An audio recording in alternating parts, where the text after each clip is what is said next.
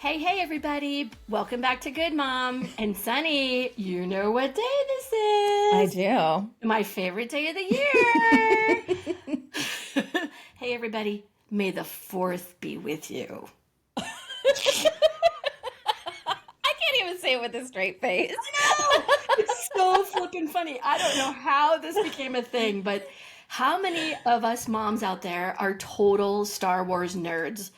And, it's something that happened for me, at least in my childhood. I think I was about 12. It was 1977. I was 11.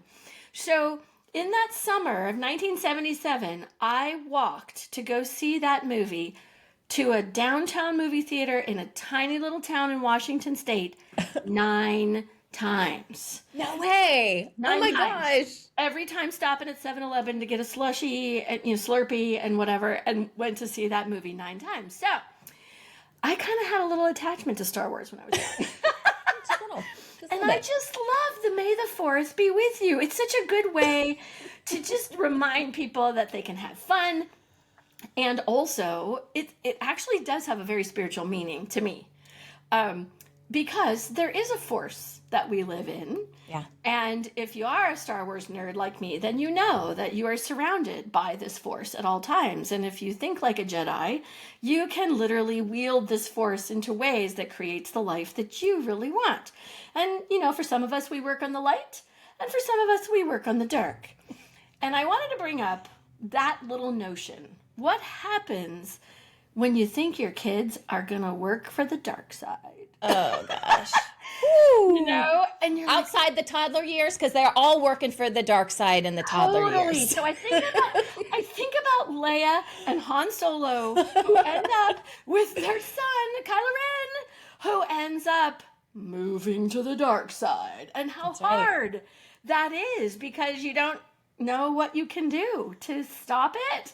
And maybe it's not to be stopped. So I just thought I would bring that into the field and talk about that a little bit, and then we'll have some more fun with some Star Wars stuff. Well, every day we have choices to make, and you can go with the light, you can go with the dark, and it's not that anybody is perfect in this. Okay, no. we're all going to have those moments.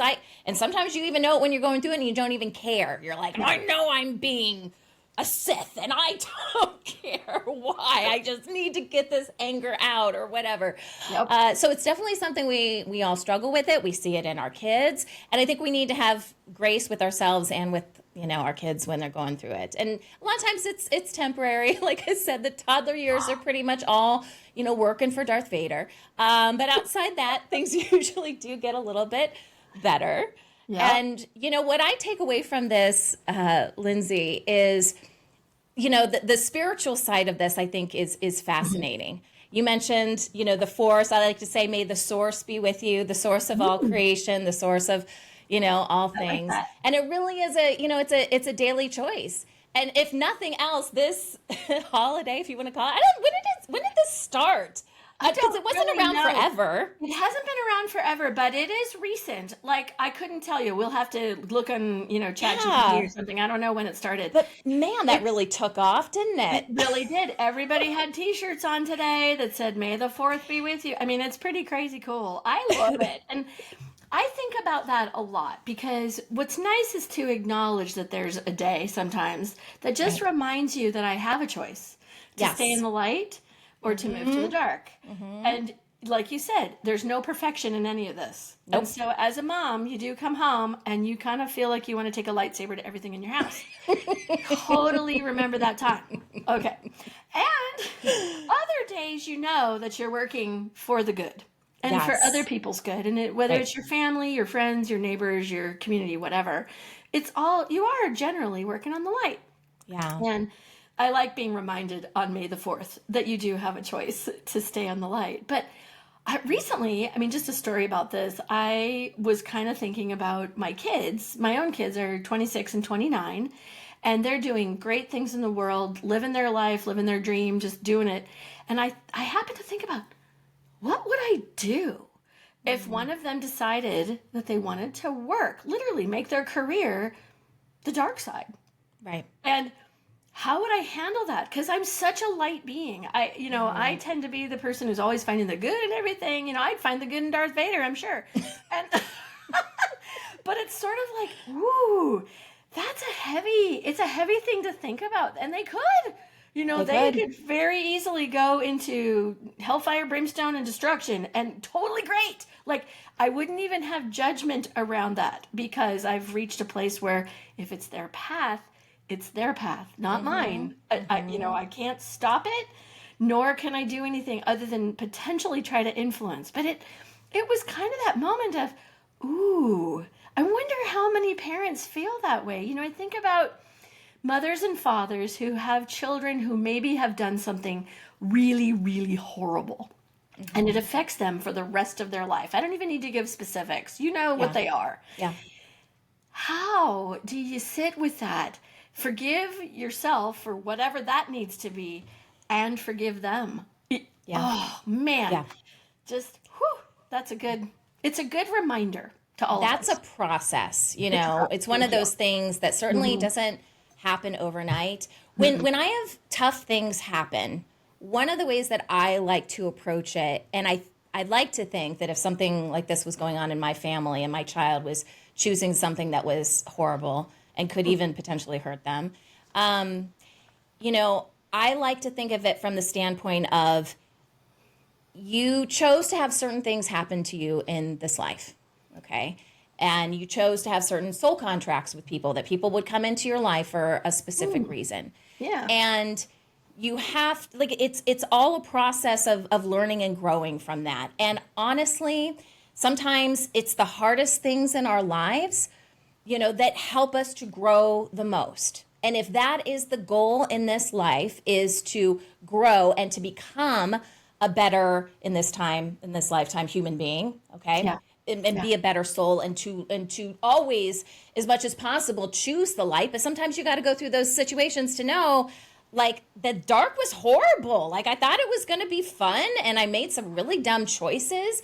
But because of that, and there are definitely some instances in my life that I can point to that were not so pretty, that I made really dumb choices. But I learned from it, and I grew from it, and then I let it go. And that's the tough thing. You were talking about that. It's a process, and you cannot beat yourself up over it, whether it's your mistakes or your kids' mistakes. Yeah. But if you look at this more from a standpoint of, I agreed to let certain things happen in my life, and this is all for the betterment, even though it may not seem like it in the moment, and it usually doesn't. But if you can figure out, what is the lesson to learn here? What was I trying to get out of this? Why did I think this was a good idea? Because right now it sucks, right? Exactly. Then that's what I try to do. And like I said, if something was going on, I've had this in small situations with my kids, nothing big because they're still really young. But there's one case in particular with my middle son. He wanted to do something I was 100% against that could have hurt him. Okay. And could have hurt him for life, in my opinion. Right. And I was like, what do I do? Because I also believe in sovereignty, and you have to make your own choices. And like I said, there are reasons you chose to do certain things in life. And who am I to say that you shouldn't do something and interfere with your soul's path? Like, that's not something I want to do. And I certainly don't want to interfere with my kids if there's something that they need to learn. And so this is what I did. With the situation, I talked to him and also showed him some different things about what could happen. If you do this, you need to be fully aware of what could happen here. Consequences. What might be consequences if you do this? Okay. It's not all sunshine and rainbows. Right. Now, the likelihood of it happening might be small. And it may be that you don't even know if this is going to hurt you until 20 years from now. Yeah. Right? Yep. But if you understand the consequences, it was very tough for me in this one situation. But I had to let go and just be like, he's aware. I mean, he was 12 years old at the time, so he's still young. But I felt like he was aware of the consequences. And then as a parent, I had to step back and go, if something bad happens, that's something that I'm going to have to trust God. I'm going to have to get through that on some level. But this is something he needs to learn. And I think down the road, he's going to remember that and Mom, let me make my own choice here. And I think it's going to impact him for the better, but it's not going to be for a long time.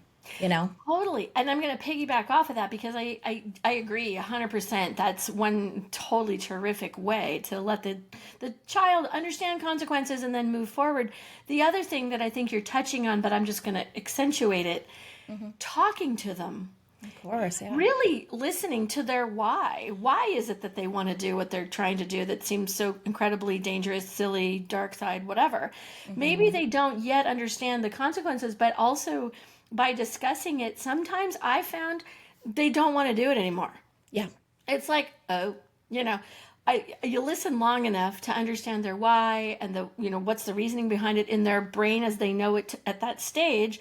Yeah. And then they kind of go, oh, I guess I didn't really see that before. So opening their eyes is great. And then listening to what they want to say about that is so helpful. And it does help them make better choices. And consequently, a little bit easier on us if they choose not to, jump out of perfectly good airplanes. Which I've done in the past, by the way. One time I did it. One time. I'm calling your mom. She didn't know at the time. She didn't. Kind of like my mom never knew I went on that motorcycle. Oh, did I say that? Oh my gosh. Totally dumb decisions. But it's just really interesting, how we want to go through life. We want our kids to be healthy, happy, doing their thing. And there is a part of them, whether it's their journey or not, sometimes they have to go tap into the dark side. And I just want to say this in my out loud voice. I didn't understand love to the extent that I get it today until I experienced hate to the level that I got to experience it earlier in life.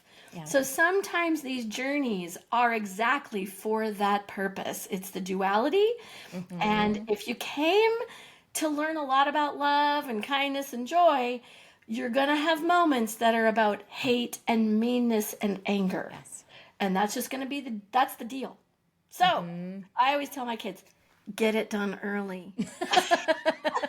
Exactly. Learn the lesson early and move on. Learn the lesson early. If I have anything to say about it, could you get it a little earlier? That would be good. It's true. It's really true. So, yeah, I know.